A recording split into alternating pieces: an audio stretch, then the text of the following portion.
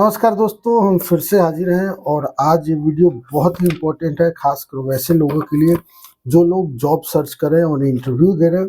क्योंकि मैं पिछले 2 हफ्ते से जॉब कैंप कर रहा हूँ और मैंने देखा है कि छोटी-छोटी गलतियों के कारण लोगों का रिजेक्शन हो जाता है। तो दोस्तों, हमें समझना है कि रिजेक्शन क्यों होता है।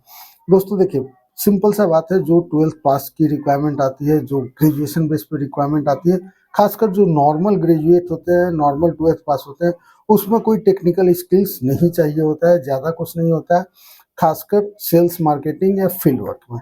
लेकिन वहाँ भी रिजेक्शन होता है तो उसका बहुत ही छोटा कारण होता है और वो समझना बहुत ही ज़रूरी है। उसी के बारे में हम अभी डिस्कस करेंगे दोस्तों। सबसे पहली बात कि इंटरव्यू में आप जाते हैं तो आपसे आपका नाम पूछा जाता है, आप नाम बताते हैं, आपके फैमिली के बारे में पूछा जाता है, आपके घर के बारे में पूछा जाता है, आप वो सारी चीज़ें बता देते हैं।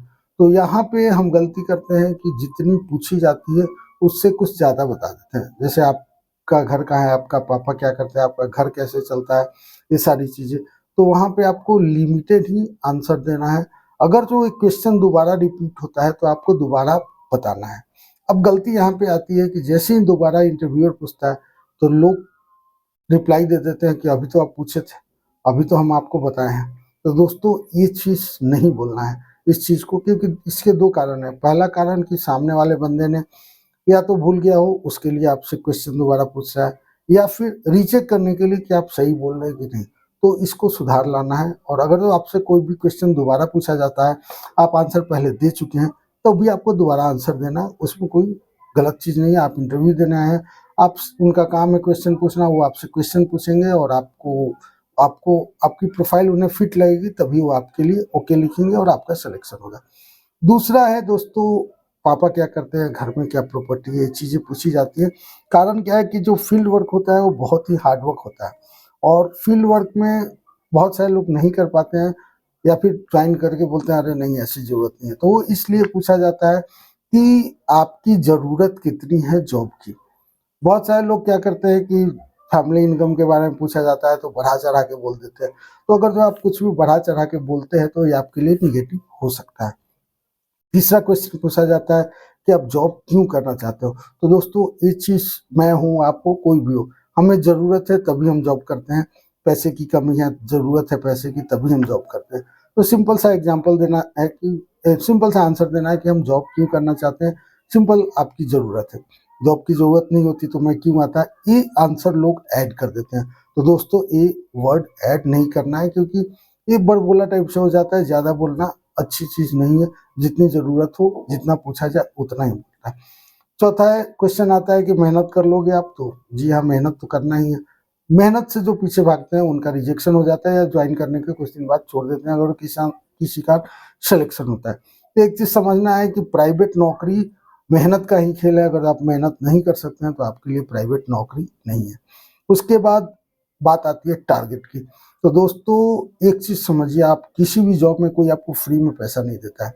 हर एक जगह आपको काम करना ही है और काम करना है तभी आपका पैसा बनेगा। और काम टारगेट बेस्ड इसलिए होता है कि अगर नहीं टारगेट होगा तो आप काम नहीं करेंगे मन से। तो टारगेट हर एक जॉब में होता है। ये क्वेश्चन पूछना सही नहीं होता है कि टारगेट वाला मिलेगा क्या, और टारगेट वाला के बाद तुरंत अगला क्वेश्चन पूछ देते हैं कि सर कोई ऑफिस का काम है क्या, कोई बिना टारगेट का काम है क्या।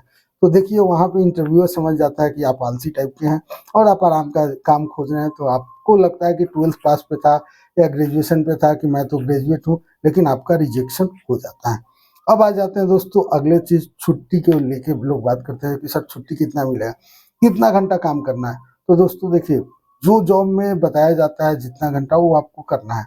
अब आप कहिएगा कि 8 घंटा करेंगे, 9 घंटा करेंगे, ऐसा अगर तो वहाँ पे आप डिस्कशन कीजिएगा तो आपका रिजेक्शन होने के चांसेस बढ़ जाएँगे, सिलेक्शन होने के चांसेस कम हो जाएँगे। रही बात पैसे की, तो जो सैलरी ब्रैकेट होता है वो कंपनी का बजट होता है, कंपनी उसी रेंज में हायर करती है। तो आप वहाँ जाके पूछते हैं अच्छा 12,000 रुपए देंगे, अच्छा 15 देंगे, अच्छा 20 देंगे, 25,000 का कोई काम नहीं है, 25 नहीं दे सकते हैं। सामने वाला अपने जेब से आपको पैसा नहीं दे रहा है, उसको मिला है कि इतने बजट में ही हायर करना है। तो आप ऐसे क्वेश्चंस करेंगे वहाँ पे तो आपका रिजेक्शन का चांस बढ़ जाएगा। अब बात आती है दोस्तों कि एक बहुत बड़ा इम्पोर्टेंट मुद्दा है जो मैं पिछले 2 हफ्ते में ऑब्जर्व किया हूँ कि हम तो ग्रेजुएशन कर लिए हैं जी, हमको इतना पैसा मिलना चाहिए। हम ग्रेजुएशन कर लिए हैं, हमको ये मिलना चाहिए। तो ये आप प्राइवेट नौकरी में डिस्कशन नहीं कर सकते हैं। तो इन सब चीज़ों को अगर ध्यान रखते हैं, सुधार लाते हैं, तो आपके सिलेक्शन होने के चांसेस बढ़ जाएँगे। और सबसे बड़ा चीज़ है कि आपको पॉजिटिव रहना है। तो दोस्तों, अगर जो आप जॉब ढूँढ रहे हैं, बेरोज़गार हैं, इंटरव्यू देना चाहते हैं, तो हमारे इस फेसबुक पेज से जुड़े हैं या फेसबुक से वीडियो देख रहे हैं, तो फेसबुक पेज को फॉलो करें। यूट्यूब से जुड़े हैं तो यूट्यूब को सब्सक्राइब करें। इस प्लेटफॉर्म पे आपको रेगुलर जॉब के अपडेट्स मिलते रहेंगे, और आप कैसे ग्रूम कर सकते हैं, कैसे इंटरव्यू क्रैक कर सकते हैं, कैसे अपने को बेहतर बना सकते हैं, उसके अपडेट मिलते रहेंगे। तो दोस्तों, अगला अपडेट मैं फिर लाऊँगा, क्योंकि मैं हमेशा फील्ड में रहता हूँ।